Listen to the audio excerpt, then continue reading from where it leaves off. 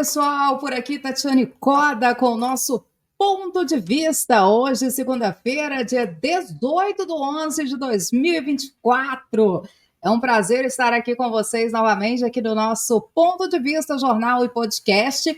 E hoje eu quero falar de um assunto muito importante que está dando uma movimentada especial aí no nosso país, que é sobre o G20, né? E para você já ficar ligado aí para saber o que é o G20 que está acontecendo, você primeiro tem que saber realmente o que é isso, né?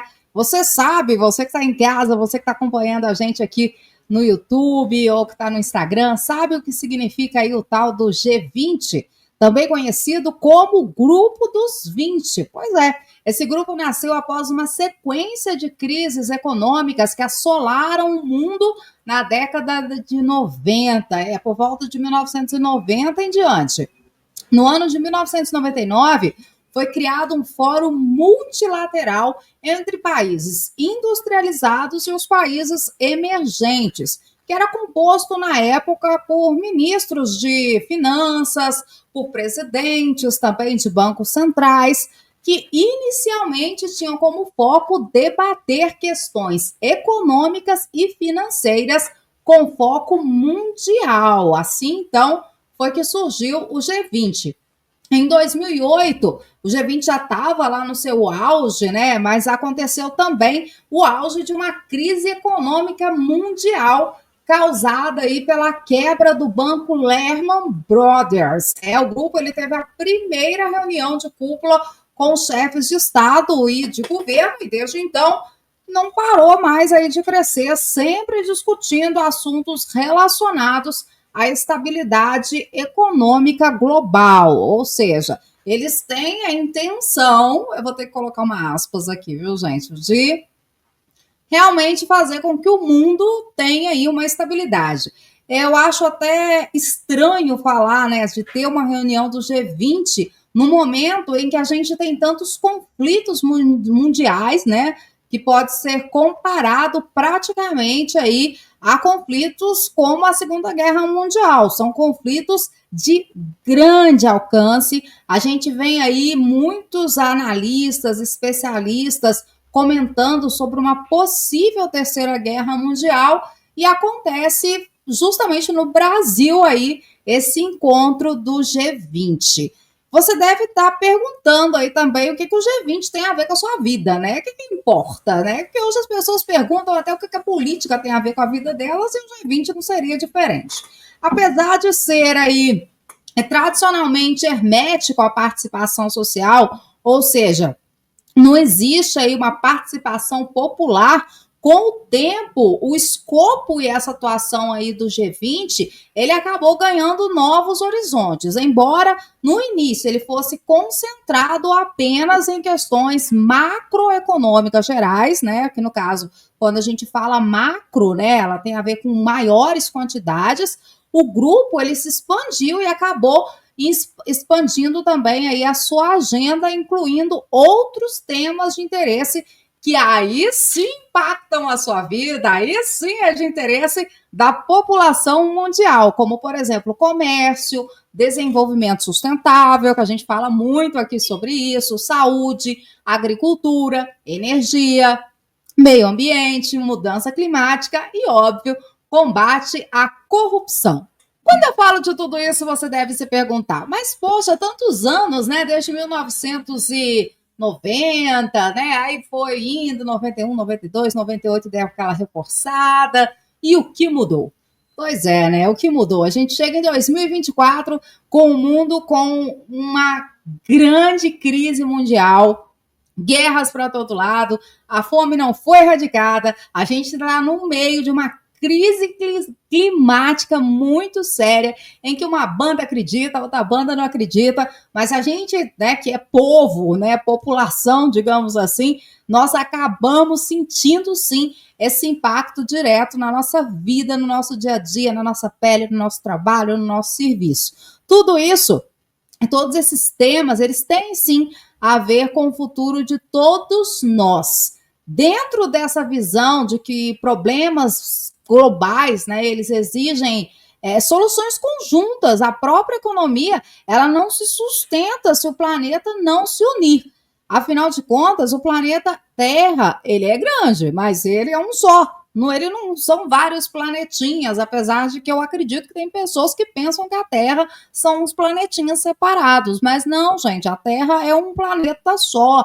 Então, nós vivemos todos num único planeta. Nada mais justo do que a gente discutir as questões sobre a fome, sobre a sustentabilidade, sobre a economia, sobre a corrupção, porque quando acaba atingindo um país, isso espirra em outro. Não adianta a gente falar que não, porque a globalização é uma coisa real. Há quanto tempo a gente vem falando sobre a questão de globalização? Hoje a questão da inteligência artificial, a própria internet que completou 30 anos esse ano, tá velhinha, né? Pois é, velhinha não, 30 anos não é velhinha, mas ela tá aí com 30 aninhos e fez essa mudança total aí na vida das pessoas. Então, há muito que se discutir, sim, em relação a questões globais. E desde 1º de dezembro de 2023, o Brasil assumiu pela primeira vez a presidência do G20 e colocou na pauta outras prioridades, como a reforma da governança global, as 3 dimensões do desenvolvimento sustentável, que seria econômica, social, ambiental, a questão também do combate à fome, à pobreza e à desigualdade. Em relação ao terceiro assunto, foi organizada aí uma força-tarefa para construir uma aliança global contra a fome e a pobreza. Eu já venho ouvindo falar disso aí há mais de 10 anos, que vem tentando realmente erradicar com a fome e com a pobreza. E não consegue, né, gente? Eu fico pensando no tanto que essas pessoas investem em guerras, por exemplo. Eu acredito que seria possível, sim, erradicar a fome e a pobreza, talvez se a gente investisse um pouco menos em guerra, né? Você já pensou quanto custa um míssil, né? Quanto custa investir numa bomba nuclear, né? Para destruir metade do planeta ou o planeta inteiro? Então, talvez seria melhor matar a fome das pessoas, realmente, melhorar a estrutura de países que não são bem estruturados. E eu não estou falando só em questão do Brasil. O Brasil está muito à frente em relação a diversos países. Eu não estou falando em comparação a países como Estados Unidos, Canadá, ou, países da Europa, não toda a Europa, que a Europa também tem países emergentes, mas eu estou falando aí a maioria dos países, por exemplo, que ficam no continente africano, no sudeste asiático, por exemplo, e entre outros lugares. Dentro do nosso próprio país mesmo, que é o 5º maior país do mundo, a gente vê desigualdades absurdas, né? Ou seja, há um buraco gigante entre as esferas sociais. E isso acaba gerando um grande impacto que, sim, ele é mundial. A ideia de formar uma aliança, ela foi uma iniciativa do presidente Lula e começou a ser trabalhada quando o Brasil assumiu aí a chefia do G20. Isso aconteceu em Nova Delhi, na Índia, e foi justamente no ano passado. A proposta, ela busca aí angariar fundos, recursos e conhecimentos para a implementação de tecnologias sociais e políticas públicas que estejam comprovadamente eficazes, como ocorreu no Brasil, que aconteceu aí para a redução da fome e da pobreza no mundo, né, gente? A ideia, então, é essa. Então, deu para vocês entenderem aí o que o G20, o que ele quer, o que ele tenta fazer. Agora vamos saber aí, a lista de países que compõem o G20. Além da União Europeia e da União Africana, quando eu falo de União Europeia, eu quero dizer que todos os países pertencentes à União Europeia, obviamente, seguem aí os parâmetros do G20. Nós temos a África do Sul, a Alemanha, a Arábia Saudita, a Argentina, a Austrália, Canadá, China, Coreia do Sul, Estados Unidos, França, Índia, Indonésia, Itália, Japão, México, Reino Unido, Rússia e Turquia. Então, esses aí são os países que fazem parte do G20. Eu vou começar a compartilhar com vocês aqui algumas telas para a gente conferir, então, o que está acontecendo, como é que está sendo, e eu quero fazer alguns comentários aí sobre algumas coisas que eu li, que eu vi, que eu achei interessante, e realmente teve coisa aí que eu vou te contar, eu nem esperava. Eu vou começar aqui com a questão da CNN. Então, já está aqui, olha só, a página da CNN já está aqui juntinho com vocês. Então, a gente tem aqui, por exemplo, a foto da Kristalina Georgieva, ela que é a diretora-geral do FMI, chegando aí para a cúpula do G20. Então, você está vendo ela aqui, eu vou dar uma aumentada para você ver direitinho. Então, o evento aconteceu depois de uma série de reuniões, debates e encontros realizados desde dezembro do ano passado, quando o Brasil assumiu aí a presidência do grupo. O encontro, ele conta com mais de 270 agendas organizadas por movimentos sociais, grupos de engajamento, organismos internacionais, universidades, governos, setor privado, entre outros, né? Tanto do Brasil quanto do exterior. Vocês podem ver aqui também, já está escrito aqui nessa parte. Como presidente, o Brasil coordena a discussão de temas importantes para a economia global. A reunião do G20 acontece pela primeira vez no Brasil, então é a primeira vez que ele está acontecendo aqui no nosso país. E a cúpula reúne chefes dos estados das 19 maiores, né, das 19 maiores economias do mundo, mais a União Africana, União Europeia e outros líderes de países convidados. Ao longo da semana, o presidente Lula tem encontros marcados com diversos líderes, incluindo o presidente dos Estados Unidos, Joe Biden, e o da China, Xi Jinping. Olha que interessante, né? Eu tenho que falar isso, né, gente? Olha só, o Lula aí se reunindo com Xi Jinping, com Biden. O mundo está passando por um momento muito louco, né? A gente está realmente vivendo uma ruptura. É um momento de extrema mudança. Nunca mais o mundo vai ser o mesmo. Isso aí a gente já garante para vocês. Independente do que de que lado você está, né? Se é que você está de um lado ou não tem lado nenhum. Mas vai acontecer uma ruptura, essa ruptura já está acontecendo, a gente está vendo aí os conflitos. Claro que os grandes líderes, eles ainda tentam aí dar aquela, né, amaciada, né, bater a carne para ver se vai dar um jeito. Então, eu vou dividir de novo a tela, né, compartilhar outra tela com vocês. Deixa eu ver se ela já vai estar aparecendo aqui. Prontinho, tá aí, ó, você tá vendo aí o G20 no Rio de Janeiro. Então, a gente já vai colocar para rodar. Curtir um domingão de sol e calor sem se incomodar com os olhares de alguns bilhões de pessoas. O mundo volta as atenções para Copacabana, onde alguns dos principais líderes do planeta vão estar nos próximos dias. O alerta permanente das tropas e o sossego dos turistas convivem como se nada estivesse acontecendo. É difícil imaginar que o outro canto dessa mesma praia já vive o ritmo frenético das reuniões internacionais. No Forte de Copacabana, o presidente Lula já se reuniu hoje com líderes de 9 países. Eu sou muito grato porque os países vieram todos, é muito importante, e todo mundo está concordando com a discussão, sabe, da criação dessa coisa extraordinária que é o combate à fome e à pobreza. Mas o que é importante não é apenas a discussão desse tema. O que é importante é que nós temos 42 países participando. O que é importante é que nós temos todos os bancos, sabe, participando. E o que é importante é que a gente vai discutir, além da fome e da pobreza, a gente vai discutir a questão da transição energética, que o Brasil pode ser um país que tem uma vantagem extraordinária de eólica, solar, biodiesel verde, biomassa, biodiesel, etanol. Gente, eu vou dar uma pausa aqui, né? Vou voltar para cá para falar com vocês um pouquinho sobre essa questão. O Brasil realmente ele está sendo foco das atenções dessa questão da energia limpa. Eu fiz uma pesquisa, né, dei uma lida em vários jornais, várias fontes, vários analistas falando a respeito, por exemplo, do lítio, né, que o Brasil tem, a Argentina também, que é uma das maiores produtoras de lítio no mundo. E olha que interessante, né? O Brasil, tanto discutimos durante anos essa questão da sustentabilidade, e agora vem essa sustentabilidade sendo tão importante numa época tão importante, num ano tão importante que esse ano de 2024.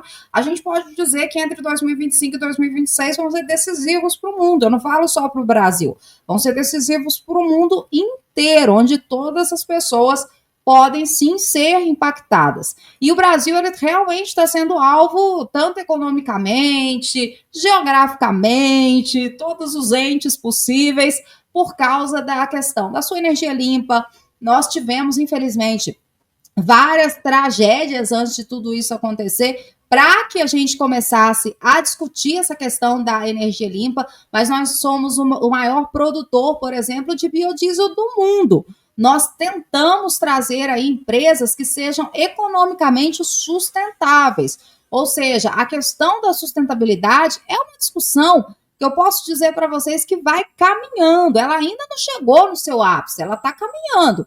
E ela vai aumentar. Quem trabalha aí com essa área de sustentabilidade sabe o quanto que é importante discutir isso. E é óbvio que o Brasil, economicamente, ele acaba sendo alvo de empresas, sim, que estão em busca de uma energia sustentável, de uma produção sustentável, de qualidade, e isso influi também a questão da tecnologia. Afinal de contas, a tecnologia é algo que é bom por um lado, com certeza, o mundo ele é altamente tecnológico em vários lugares, pouquíssimo tecnológico em outros lugares. Tem lugares que você não vai encontrar nem televisão, por exemplo, dentro do planeta Terra, sim, você não vai encontrar televisão, tantos smartphones, a internet vai depender de satélite. Então, existe sim essa disparidade, essa diferença, que é essa desigualdade que a gente tanto fala. E essa energia limpa, ela pode sim colocar o Brasil também no foco econômico. Quem acha que sustentabilidade tem a ver só com eu vou ali, vou cortar menos árvore, eu vou tirar o minério de uma forma menos degradante para o meio ambiente, porque tem um grupo do pessoal que defende lá, vamos destruir tudo e que se dane o mundo. E outra turma que fala, não, vamos com calma, e tem a turma do meio, dá para a gente crescer sustentável. Eu sou da turma do meio, vamos crescer sustentáveis, porque não adianta a gente ter um planeta onde há vários países muito ricos, onde a grana, dinheiro, vão pensar num lugar pequeno. Você tem dinheiro para tudo. Você vai comprar o quê? Você vai viver em que planeta? Em que tipo de ar você quer? Esse ano nós tivemos, né, o fenômeno que foi o El Niño, e ele trouxe aí para nós uma grande seca para um lado do país, né? Aqui a região sudeste, por exemplo, região sul teve chuvas absurdas. A gente então tá tudo maluco. Eu tô falando aqui de Conselheiro Lafayette. Nós praticamente não tivemos inverno esse ano. Não tivemos inverno.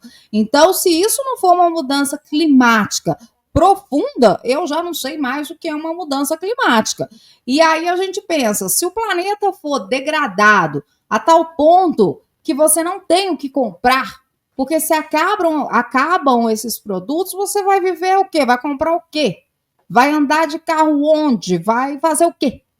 Vai viver somente em prédios, respirando aquele ar horroroso? Você vai viver doente, vai viver nos hospitais. E que energia que esse hospital vai oferecer para você? Então, é sim uma discussão muito importante. Quem não pensa nisso, lembra um pouquinho lá, pelo menos da nossa região sudeste aqui, dessa questão da falta de chuvas. Afeta os preços aí dos produtos que vão para o consumidor. Afinal de contas, a agricultura, ela depende da chuva, não depende? A energia elétrica, ela fica mais cara quando não chove. A gente, né, vive aí por hidrelétricas a nossa energia elétrica. É óbvio que tem lugares aí que usam energia eólica, usam energia solar, mas a gente ainda, maioria do país é utilizada a energia de hidrelétricas. Depende da chuva.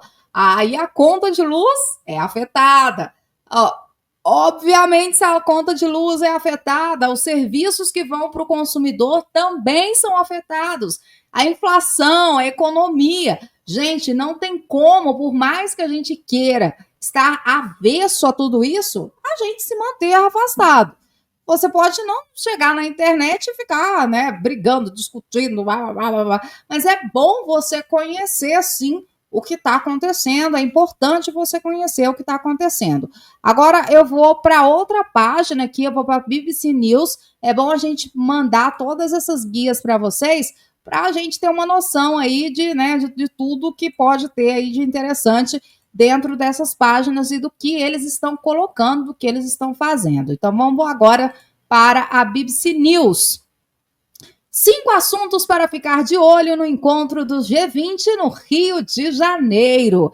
Então, eles colocam aqui as principais notícias aí desse G20, né? A gente tem aqui, olha só, a cúpula do G20, ela está acontecendo no MAN, no centro do Rio de Janeiro. Olha, é um museu de arte moderna, viu, gente? Eu sou doida para conhecer o MAN. Tá aqui, ó. Então, falando novamente aí quem tá, o que eles estão, mas agora o importante é a gente saber aí sobre a questão do que eles vão fazer e quais são os acordos que vão acontecer, né? Além dos acordos, o encontro com as maiores potências do mundo despertou atenção pela configuração da geopolítica mundial, que foi o que eu falei aqui agora.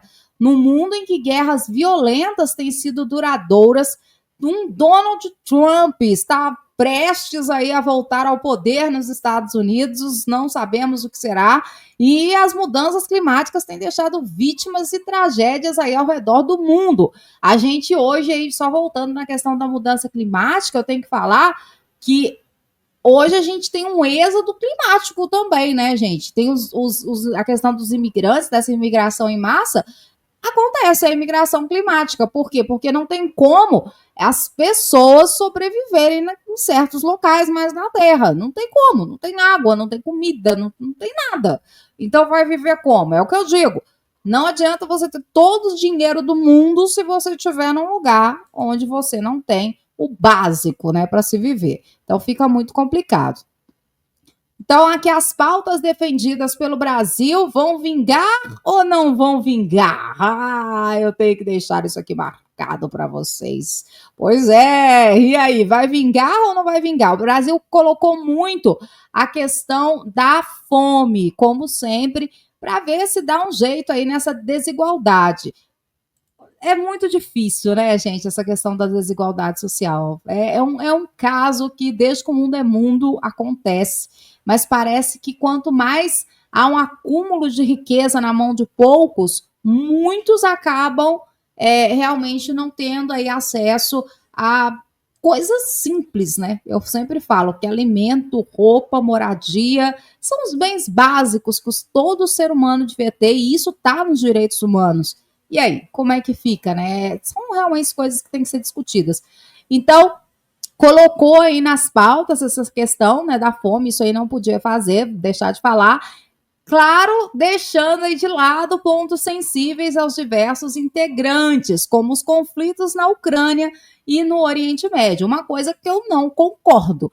Você vai tampar o quê? O sol com a peneira? Não dá, né, querido? É difícil, fica complicado. Você faz aí um encontro, você tem as maiores potências que, por sinal, estão por trás aí desses conflitos, né? Aí os outros, né, tá por trás. A gente sabe disso, tanto um quanto o outro.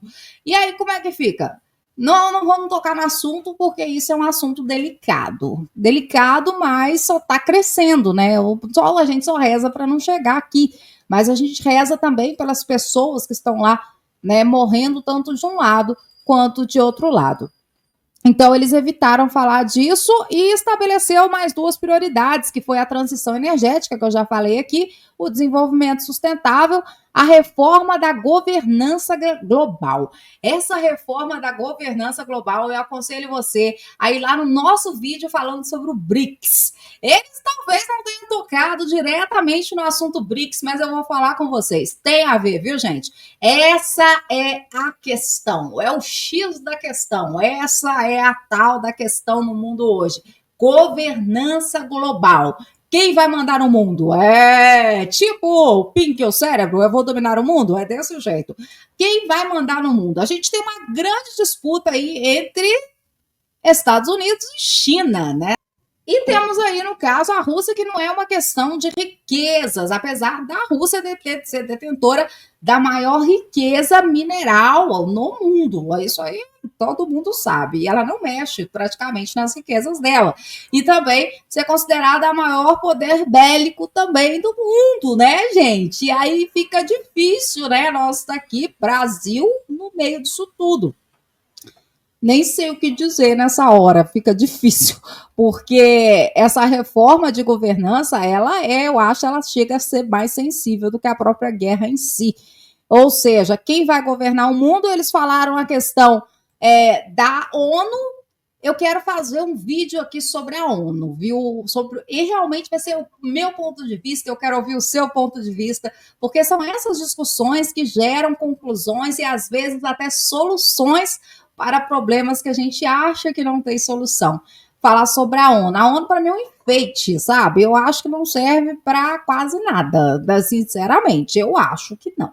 A ONU não serve. Para mim, não dá. Olhando a ONU hoje, ela está lá como algo que existe, um órgão, uma entidade, como tantas que a gente tem aí, que existe, né? A ONU existe.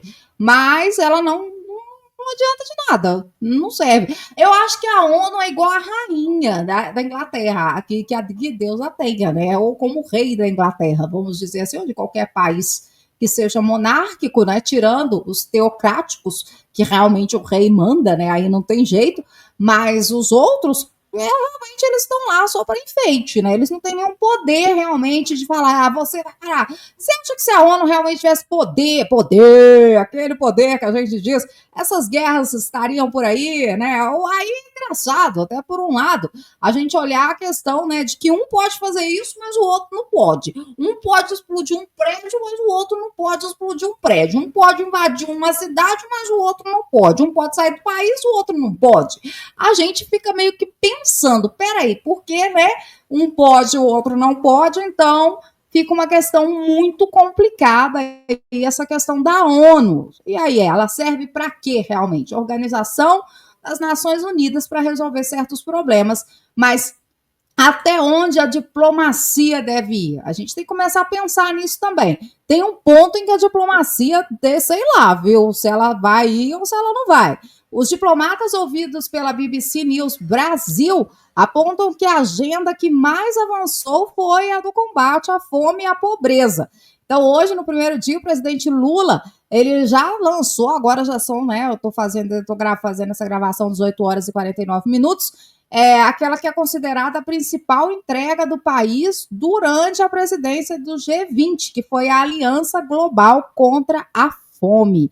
Eu espero realmente que dê certo. Vou mostrando mais uma fotinha dos senhores aqui. Vamos mostrar eles de novo, né, gente? Vou levar eles aqui para cima, mostrar eles. Olha eles aí. Aí eles estão aqui. Então, nós estamos vendo os senhores da lei. Olha só. Estão aí, estava o Haddad, o Lula, né? A gente vê uns outros aqui para trás. E tá aí, ó, eles conversando aí sobre essa questão da fome, né, e da transição energética. A BBC apurou que o documento final da cúpula deve ter aí menção inédita a essa proposta, mas acompanhado de uma ressalva sobre uma discordância do governo, adivinhem de onde? Adivinhem de onde? Da Argentina. Esse eu queria falar sobre ele. Gente, eu não acreditei quando o Milei veio. Senhor Milei, nada é como parece. A gente fala, né? Eu sempre digo que falar é fácil, mas na hora do vamos ver, o negócio não é tão fácil assim. A gente precisa, sim, ter uma relação diplomática com os outros países, gente, independente se você gosta. Eu ouvi uma fala outro dia do Michel Temer, achei essa muito coerente, a questão do Temer falando sobre a questão da diplomacia. Não é uma pessoa contra a outra, não é o Lula e o Trump, não é o Lula e o Biden, não é o Macron e o fulano de tal. Gente, é o Brasil e os Estados Unidos, é o Brasil e a França, né? Então a gente tem que falar entre organizações, entre países em que há uma população, há um povo, e o povo não é o seu governo. Vocês têm que pensar sobre isso. Isso é muito importante quando a gente trata de assuntos que acabam tendo um fundo político, como esse do G20. Então, quando o Milei entrou com aquela questão toda que eu vou fazer, vou acontecer, parará, pururu, e não vou querer relação com fulano, com ciclano, com Beltrano, né? Lógico também que ele ia vir, porque o Biden veio, né? Ele não ia deixar de vir. Mas ele até apertou a mão do Lula, né? Coisa que ele não fez, por sinal, lá na época que ele ganhou, não quis nem ver a cara do Lula. A gente tem essa complicação no Brasil, que tá um país totalmente polarizado, então a gente fica aí com essa coisa. E aí? O Milei veio. E o Milei, por sinal, foi um dos que realmente concordaram. Vou voltar lá de novo na página para vocês, da BBC News. Vamos aqui compartilhar com vocês aqui essa página da BBC News, porque é importante vocês saberem aí essa opinião aí do Milei, viu, gente? Porque a Argentina sempre foi a nossa, né, nossa rival no futebol. Passou a gente no futebol, mas economicamente ela acabou se afundando num buraco que só Deus, né, sabe? Mas o negócio tá feio. Mas o Javier Milei, ele tentou fazer mudança no texto que apontava para a importância de discutir aí a questão da taxação, porque foi aprovado aí um documento defendendo a adoção de políticas de tributação progressiva, inclusive sobre os chamados ultra-ricos. Aí ele não gostou. Sempre foi falado dessa questão aí dos ultra-ricos, né? Ultra-ricos.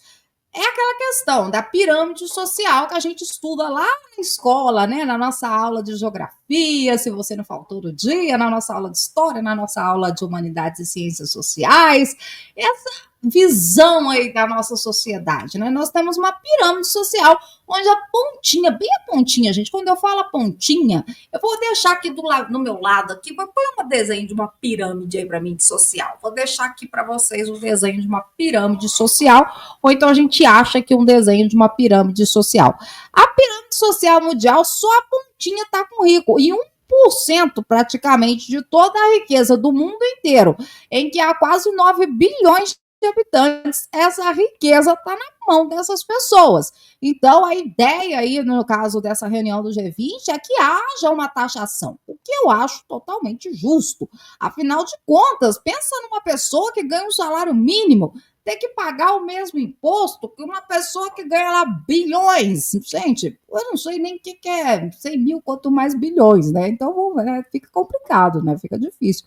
Agora, quando a gente fala dos ultra ricos, eu não tô falando de você, meu querido, que tá com Uno, e né, nada contra o Uno, eu gosto do Uno, acho um carro legal, mas eu não tô falando daquela pessoa que tá com a casinha ali pagando no Minha Casa Minha Vida, não, gente. Ultra rico é um Elon Musk, é um Donald Trump, é o Sheik, dono da Arábia, lá Saudita, é dono daqueles times todos que eles têm trilhões.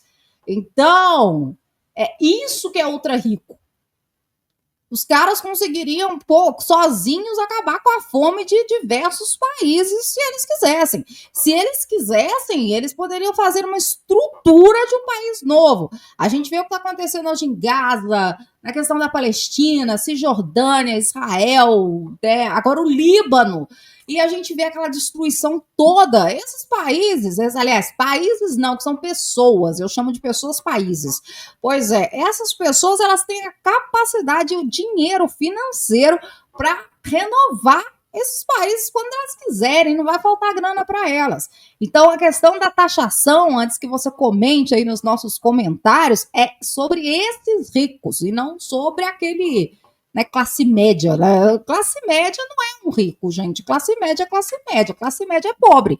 É a verdade seja dita. Classe média acaba sendo pobre. Não é rico, é pobre. Então, a taxação é justamente sobre isso. Antes que venha aí uma fake news falar que a taxação é em cima de você que tem aí a sua casinha e está pagando em 30 anos. Não é sobre isso que ele estava falando, tá? Ainda assim, o governo brasileiro considera uma vitória ter conseguido o apoio de quase todos do G20, a inclusão do tema no documento, e até o próprio Milei, ele aceitou aí essa questão de entrar, né, contra essa fome, contra a desigualdade, até porque se o Milei não entrasse, a gente tem a foto aqui do Milei, né, ao lado do Donald Trump, né, mas essa foto não é no Rio, viu, gente, essa foto aqui foi na Flórida, e então ele acabou tendo que, né, dar uma cedida, né, porque todo mundo ficou com o pé atrás, pô, a Argentina vai impedir o avanço das declarações, como é que vai ficar a questão aí da Argentina? Mas não, ele aceitou, foi de boa, também tinha que ser, né? Não podia ser de outra forma. Ele ainda declarou à imprensa argentina, ele já disse que o Donald Trump chamou o seu de presidente favorito. Desculpa a risada, mas eu lembrei do filme Meu Malvado Favorito. Não tem nada a ver, gente, mas é porque, né, não dá para ser sério o tempo todo. Mas é realmente meu presidente favorito, claro, né? O filho favorito é aquele que mais agrada o pai, né? É lógico, né? O rebelde nunca. A ovelha negra da família não é o favorito. Não é, pronto, acabou, já era, não é o favorito. Então é isso aí, não é o favorito, mas o Milei falou isso, não foi eu que disse, tá? Isso aí, segundo a BBC News, antes que vocês falam que eu inventei, eu não inventei, ele falou. E agora, se o Trump chamou de favorito, eu não sei. Ele me disse que eu não ficaria mais sozinho, disse o presidente argentino. Que bom, Milei, que você não vai ficar sozinho mais, tadinho, que dó do Milei, tadinho, sozinho. Ô, dó. Então, né, a gente fica com dó, né, gente? Pensar, né? Povo brasileiro, povo do mundo, vamos falar como os políticos, né, falam. Mas lembrem-se que os políticos são representantes do povo. Eles estão lá ao nosso serviço, seja lá quem for.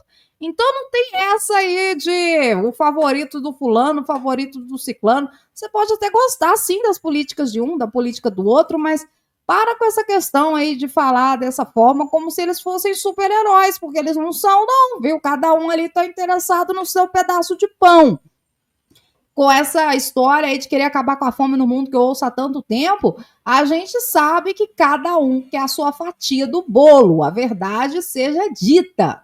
Todo mundo quer o seu pedacinho de bolo. Os diplomatas do Brasil enxergavam aí também a questão de Diana Mondino, né? Ela que é a ministra das Relações Exteriores da Argentina, que ela votou aí contra o embargo dos Estados Unidos a Cuba na ONU. E aí deu aquela treta lá com o Milei, que o Milei, tudo que os Estados Unidos faz, o Milei só faz e amém. Então não tem outra coisa que ele faz além disso. Mas ela não, ela foi contra, queria que esses embargos acabassem. Os diplomatas do Brasil, então, enxergavam a Mondino como uma adulta na sala. Fico imaginando como é que eles enxergavam o Milei.